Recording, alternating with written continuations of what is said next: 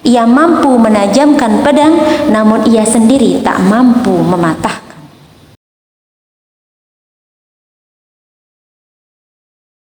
Assalamualaikum warahmatullahi wabarakatuh. Alhamdulillahilladzi akramana bil iman wa 'azzana bil islam wa rafa'na bil ihsan. Wassalatu wassalamu ala sayyidina Muhammadin wa ala alihi wa ashabihi wa man tabi'ahum bi ihsanin ila yaumiddin. Amma ba'd. Hadirin sahabat Fatayat yang dirahmati oleh Allah, telah kita ketahui bersama bahwa bulan suci Ramadan adalah bulan yang istimewa, di mana di dalamnya diturunkan Al-Quran dan juga malam Lailatul Qadar. Pada bulan ini pintu-pintu surga akan dibuka oleh Allah dan pintu-pintu neraka akan ditutup oleh Allah.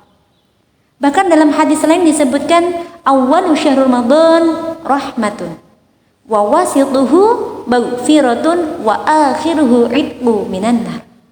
Bahwa permulaan Ramadan adalah rahmat, pertengahannya adalah ampunan, dan akhir daripada Ramadan adalah terbebas dari neraka.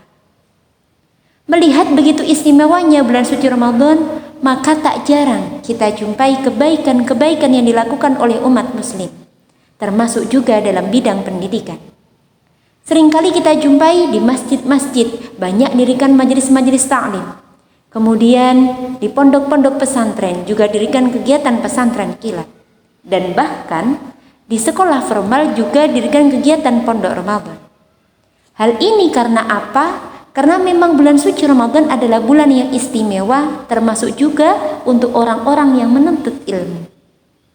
Disebutkan dalam kitab Darul Nasihin bahwasanya man hadra majlis ilmi fi Ramadan kataballahu lahu bi kulli qadamin ibadata sanah.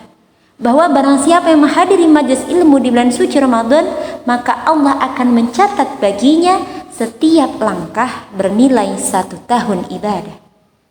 Bahkan dalam hadis lain disebutkan man salaka tariqan yaltamisu fihi ilman sahalallahu lahu bihi tariqan ilal jannah. Barang siapa yang menempuh jalan menuntut ilmu, maka Allah akan mudahkan baginya jalan menuju surga. Masya Allah, alangkah dahsyatnya keutamaan orang-orang yang menuntut ilmu, terutama pada bulan suci Ramadan. Karena dengan ilmu kita dapat selamat dunia maupun akhirat, dan karena tanpa ilmu kita dapat menjadi jahat, maksiat, sesat, melarat, bahkan mati ke liang lahat. Na'udzubillah, tsumma na'udzubillah. Sekarang saya mau bertanya, siapakah yang ingin menjadi orang yang sukses, kaya raya, bahkan masuk surga? Tentu kita semua berkeinginan, bukan? Lalu bagaimanakah caranya? Yakni dengan semangat dan giat menuntut ilmu dimanapun kita berada. Disebutkan dalam hadis, man arada dunya fa'alaihi bil ilmi, wa man arada al-akhirah fa'alaihi bil ilmi, wa man aradahuma fa'alaihi bil ilmi. Barang siapa yang menginginkan kesuksesan dunia, maka hendaklah ia berilmu. Dan barang siapa yang menginginkan kesuksesan akhirat, maka hendaklah ia berilmu. Dan barang siapa yang menginginkan kesuksesan keduanya, maka hendaklah ia juga berilmu. Karena dengan ilmu kita mengetahui segala hal. Karena ilmu adalah cahaya dan ilmu adalah pelita. Sebagai contoh, seorang petani tidak akan menjadi petani sukses kalau ia tidak mengetahui tata cara bercocok tanam.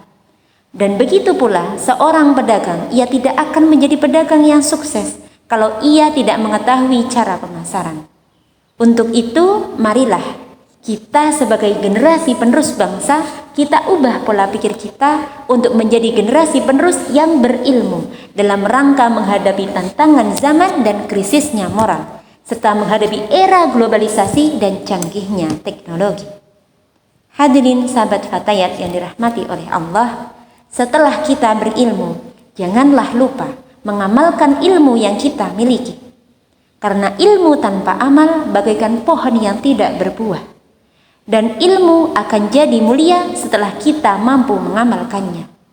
Disebutkan oleh Al-Habib Abdullah bin Hasan bin Dhahir bahwasannya al-ilmu bil a'mali yazku wa bil ahwal la bil aqwal wa kafratil jidal. Al-ilmu khasyatu kulluhu yu'rafu bidzaka ahlu. Ilmu itu akan jadi mulia setelah kita mengamalkannya. Bil a'mal wa bil ahwal, dan dengan melaksanakannya. La bil aqwal, tidak cukup dengan ucapan, wa kafratil jidal, ataupun dengan berdebat. Di luar sana kita seringkali menjumpai banyak orang-orang yang berilmu mampu mengalahkan orang lain dalam berdebat. Namun, apakah kita bisa mengatakan orang tersebut adalah orang yang alim? Tentu tidak. Kita harus melihat bagaimanakah amal ibadahnya. Ketika amal ibadah itu sesuai dengan apa yang ia ucapkan, maka itu baru namanya orang yang alim. Jadi ilmu bil a'mal, dengan diamalkan. Kita mengetahui puasa Ramadan itu fardu, sholat 5 waktu itu fardu, dan ilmu itu akan jadi mulia setelah kita mengerjakan sholat 5 waktu dan juga puasa Ramadan. Hadirin sahabat Fatihah yang dirahmati oleh Allah, masihkah kita ragu untuk menjadi orang yang berilmu? Mengutip sebuah makalah yang didaukan oleh Imam Asy-Syafi'i, barang siapa yang tidak mampu menahan lelahnya belajar, maka ia harus mampu menahan pedihnya kebodohan. Dan ilmu ketika tidak diamalkan bagaikan batu asahan. Ia mampu menajamkan pedang, namun ia sendiri tak mampu mematahkan. Sekian yang dapat saya sampaikan. Wal afu minkum, tsumma assalamu alaikum warahmatullahi wabarakatuh.